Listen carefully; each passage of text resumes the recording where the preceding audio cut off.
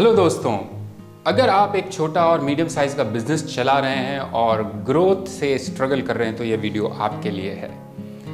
मैं ये कहूँगा कि हर इंसान को ग्रोथ का राइट है।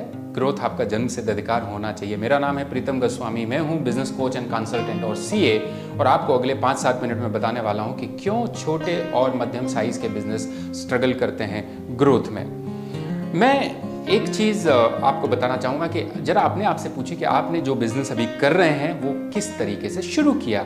क्या आइडिया है कि मुझे यही बिज़नेस क्यों शुरू करना है? क्या उस बिज़नेस को शुरू करने के लिए कोई आपने स्पेसिफिक क्वालिफिकेशन की? किसी ने स्टेशनरी का बिज़नेस किया, किसी ने रिटेल मार्ट का बिज़नेस किया, किसी ने मोबाइल शॉप शुरू की, किसी ने कोई सर्विस इंडस्ट्री शुरू की, किसी ने रेस्टोरेंट शुरू किया। अक्सर देखा गया है कि मुझे कोई ज़्यादा अनुभव नहीं था, मेरे दिमाग में एक आइडिया आया, मैंने दूसरे को प्रॉफिट कमाते हुए देखा, मुझे लगता है इसमें अच्छा स्कोप है, मैंने वो बिज़नेस शुरू किया। ना तो उस बिज़नेस में कोई एंट्री बैरियर था, ना उस बिज़नेस को शुरू करने के लिए मुझे कोई क्वालिफिकेशन की आवश्यकता थी। ऐसे ही बहुत सारे बिज़नेस हम शुरू करते हैं और वो ग्रोथ नहीं आ पाती। उसके क्या कारण है हम जानने की कोशिश करते हैं कि जब भी हम कोई नया बिजनेस शुरू करते हैं उसके पीछे कोई प्रॉपर रिसर्च नहीं होता, प्रॉपर होमवर्क नहीं होता, उसमें क्या क्या चैलेंजेस आने वाले होते हैं हम उस पर काम नहीं करते, हम अपने कॉम्पिटिटर्स जो उसमें होने वाले हैं उसके ऊपर कोई होमवर्क नहीं करते। ज़रा सोचिए कि उस सेम बिजनेस में कोई इंसान आपसे 20 साल पहले से धंधा कर रहा है, कैसे आप उसके साथ कॉम्पीट कर पाएंगे, ये सोचने की बात है। एक और दूसरा रीज़न है। तो पहला रीज़न मैंने बताया कि हम उसके पीछे कोई रिसर्च नहीं करते, मार्केट रिसर्च, कॉम्पिटिटर्स एनालिसिस, उसमें होने वाले चैलेंजेस, कैसे ग्रोथ आती है, क्या प्रॉब्लम्स है, उस पर्टिकुलर जगह के क्या चैलेंजेस हो सकते हैं, हम उस पर काम ही नहीं करते। मुझे लगा धंधा करना चाहिए, थोड़ा बहुत प्लानिंग करेंगे और हम धंधा शुरू कर देते। दूसरा रीज़न जो मैं बताता हूँ, मीडियम साइज और स्मॉल साइज बिजनेस। आपको मालूम है कि हमारे देश में सबसे ज़्यादा अगर कोई है करोड़ों की तादाद में तो मीडियम साइज और स्मॉल साइज बिजनेस हैं, और गवर्नमेंट भी काफ़ी स्कीम्स लेके आती है, बहुत सारे काम उनके लिए करती हैं। हम आने वाले वीडियो में ये भी बात करेंगे कि मीडियम और स्मॉल साइज के बिजनेस के लिए कौन कौन सी स्कीम्स आप उठा सकते हैं। लेकिन मैं फिलहाल आपको बताना चाहूँगा कि अगर आप मीडियम और स्मॉल साइज का बिजनेस शुरू करते हैं, आपके यहाँ 5, 10, 15, 20, 25 एम्प्लॉयज़ हैं, तो चैलेंज क्या है कि बड़ी कंपनी ग्रो करती है लेकिन हम उस अनुपात में ग्रो नहीं करते, क्योंकि मार्केटिंग के हेड भी आप हैं, फाइनेंस के हेड भी आप हैं, सेल्स के हेड भी आप हैं, एचआर के हेड भी आप हैं, हर प्रोडक्शन के या परचेज के हेड भी आप हैं। और जाहिर सी बात है कि मीडियम या स्मॉल साइज़ का बिजनेस अलग अलग डिपार्टमेंट, अलग अलग मैनेजर्स अफोर्ड नहीं कर सकता, इसलिए आपको करना है। चूंकि मैं कर रहा हूँ लेकिन मुझे वो चीज़ आती नहीं है।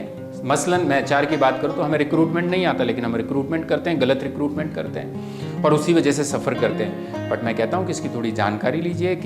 मैंने कहता आप एम्प्लॉय रखिए लेकिन किसी एक्सपर्ट से सलाह मशवरा करिए कि साहब मेरे अच्छे हायरिंग कैसे करूँ, एम्प्लॉय को कैसे रोक के रखूँ, एम्प्लॉय से ज़्यादा प्रोडक्टिविटी कैसे करूँ, फाइनेंशियल मैनेजमेंट कैसे करूँ, बैलेंस शीट को कैसे समझूँ। आप सोचिए बहुत सारे ऐसे बिजनेसमैन हैं, मैं बार बार ये कहता हूँ finance is the soul of business, finance business की आत्मा है, लेकिन बहुत सारे ऐसे व्यवसायी हैं जो फाइनेंस में ज़्यादा समझते नहीं, अपनी फर्म की बैलेंस शीट को नहीं समझते। तो थोड़ी जानकारी लेनी पड़ेगी, एक्सपर्ट से बात करनी पड़ेगी।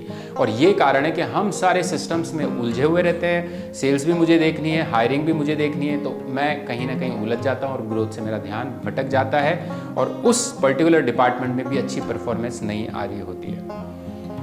तीसरा रीज़न मैं आपको बताना चाहूँगा कि हमारे पास हम सुबह से शाम अपने बिजनेस में, अपने डेली रूटीन में इतने व्यस्त होते हैं कि मुझे month wise, quarter wise, year wise अपने बिजनेस की परफॉर्मेंस को रिव्यू करने का, उसका डेटा एनालिसिस का समय ही नहीं होता, उसकी प्लानिंग का समय ही नहीं होता। मैं ये नहीं देखता कि पिछले 3 महीने में मैं कितना प्रॉफिट कमाया, क्या चैलेंजेस रहे, कहाँ लिक्विडिटी गई, किधर से पैसा आया, किधर गया, और अगले 3 महीने का मेरा बजट क्या है, मुझे ये किस्त चुकानी है लोन की, मुझे वेंडर्स को पेमेंट करनी है, मुझे टैक्स का पेमेंट करना है। लेकिन मेरे पास कोई बजटिंग का, कोई रिव्यू का, कोई प्लानिंग का सिस्टम नहीं होता। तो एज ए MSME और SME ओनर्स हमें कहीं ना कहीं हैबिट्स में चेंज करने की ज़रूरत है। चौथा रीज़न मैं आपको बताना चाहूँगा कि आज आपके पास 10, 15, 20 एम्प्लॉयज़ हैं और काफ़ी मेजर कॉस्ट आप एम्प्लॉयज़ के ऊपर करते हैं, लेकिन हमारे पास कोई प्रॉपर प्रोसेस और सिस्टम नहीं होता कि किस एम्प्लॉय से मुझे क्या काम कराना है, कौन एम्प्लॉय अच्छा परफॉर्म कर रहा है, कौन अच्छा परफॉर्म नहीं करना है, किसकी सैलरी बढ़नी चाहिए, कौन ट्रबल मेकर है, कौन मेरे लिए स्टार एम्प्लॉय। ये सारा सिस्टम मेरे पास नहीं होने की वजह से चीज़ें चलती है और जो प्रॉब्लम एरियाज है वो ना आइडेंटिफाई हो पाते, ना उस पर कोई करेक्टिव एक्शन होता है। एक और इंटरेस्टिंग चीज़ जो 5वें नंबर पर आती है दोस्तों, कि मेरे पास अगर मान लीजिए मैं कोई शॉप चला रहा हूँ, कोई छोटी मैन्युफैक्चरिंग यूनिट चला रहा हूँ और मेरे पास 10, 15, 20 तरह के प्रोडक्ट है, तो क्या आपके पास ऐसा कोई मैकेनिज़्म है ये जानने का कि मंथ वाइज किस प्रोडक्ट पे कितना प्रॉफिट हुआ, किस पे कितनी सेल हुई, किस पे क्या हुआ।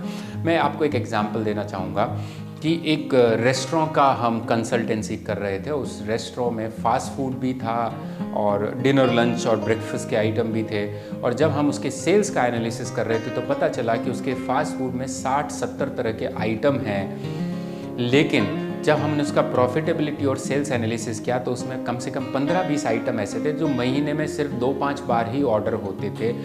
5-7 ऐसे आइटम थे जिस पर ओवरऑल लॉस इनकर कर रहा था, लेकिन हमें अंदाज़ा नहीं है। तो सेल हो रही है फिर भी प्रॉफिट नहीं है। सेल ग्रो क्यों नहीं कर रही? क्योंकि मैंने फालतू की चीज़ें, जो मेरे ज़्यादा बिकने वाले आइटम है उसमें मेरा फोकस नहीं है, कम बिकने वाले आइटम पे मैं अपना ध्यान बर्बाद कर रहा हूँ। तो हमारे पास ये मैकेनिज़्म नहीं होता कि किस प्रोडक्ट के ऊपर, किस सर्विस के ऊपर मुझे क्या प्रॉफिट है, क्या लॉस है, किस पर मुझे ध्यान देने की ज़रूरत है। जो प्रोडक्ट मेरा 60% सेल्स को कवर करता है उसकी क्वालिटी पे मेरा ध्यान नहीं होता।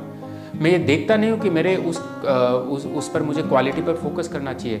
और क्यों? क्योंकि जो बचे हुए 40% में सेल है उसमें 20 प्रोडक्ट आते हैं और उस पर मेरा ध्यान, मेरा दिमाग, मेरी एफिशिएंसी, मेरा सब कुछ टाइम वगैरह जा रहा है। देयरफॉर एक और रीज़न ये होता है, हम जो छोटे और मध्यम साइज़ के बिजनेस है, हमारे पास मार्केटिंग का, सेल्स ग्रो करने का कोई प्लान नहीं होता। बहुत सारे तरीके तो हम डर जाते हैं कि न्यूज़पेपर में एक ऐड देंगे 1 लाख रुपए का जाएगा। दोस्तों बहुत सारे ऐसे तरीके होते हैं जिससे आप प्रमोट कर सकते हो।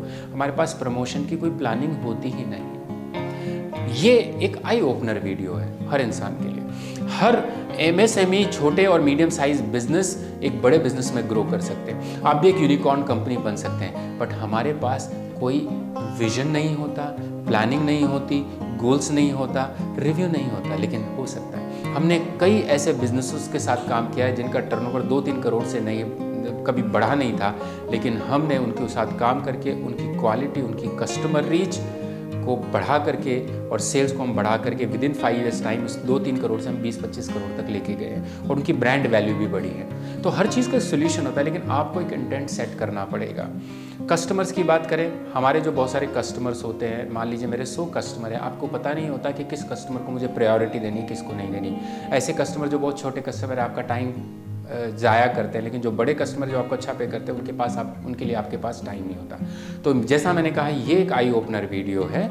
आने वाले वीडियोस में हम स्पेसिफिक एक-एक पॉइंट, एक-एक टॉपिक के ऊपर बात करेंगे, ताकि कम से कम इस वीडियो देख करके आप अपने सोच में, अपने कंडक्ट में और अपने बिजनेस में कोई बदलाव ला सकें। मैं बार बार ये कहता हूँ, बिजनेस ग्रोथ आपका जन्म सिद्ध अधिकार है। बड़ी कंपनी ग्रो कर सकती है तो आप भी ग्रो कर सकते हैं। अगर आप पैशनेट है, सपने अपने सच करना चाहते हो और बिजनेस को आप यहाँ तक लेके आए हो, तो आप इससे और 10 और 100 गुना भी आगे बढ़ा सकते हैं। आप भारत जैसे देश में बैठे हुए, जहाँ पर ग्रोथ की अपार संभावनाएं, सबसे बड़ा दुनिया का कंज्यूमर मार्केट हम लेकर के बैठे हुए, लोगों की स्पेंडिंग कैपेसिटी है, लेकिन उसके बाद भी अगर ग्रोथ नहीं आ रही तो कोई ना कोई प्रॉब्लम है। उसके बारे में हम बात करेंगे, माइंडसेट के बारे में बात करेंगे, सेल्स कैसे बढ़ाएं बात करेंगे, फाइनेंशियल कैसे, मैनेजमेंट को कैसे हैंडल करें बात करेंगे।